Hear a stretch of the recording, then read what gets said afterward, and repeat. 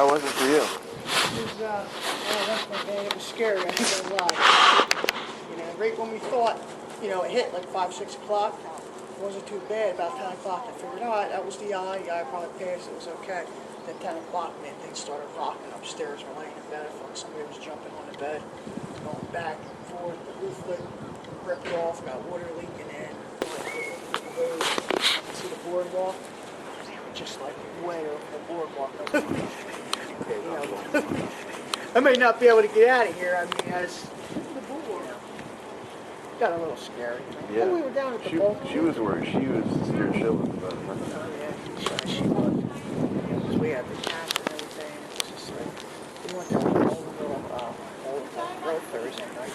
They're going, yeah, we were open. We were open the whole time. Through the school and everything. So down there, she got roughed up.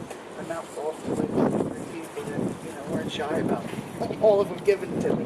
She's like, you deserved it. Which, a lot of build-up tension and everything. You know what I mean? I got drunk, acted like an asshole, but whatever. At least everybody's safe. But, that's all I'm worried about.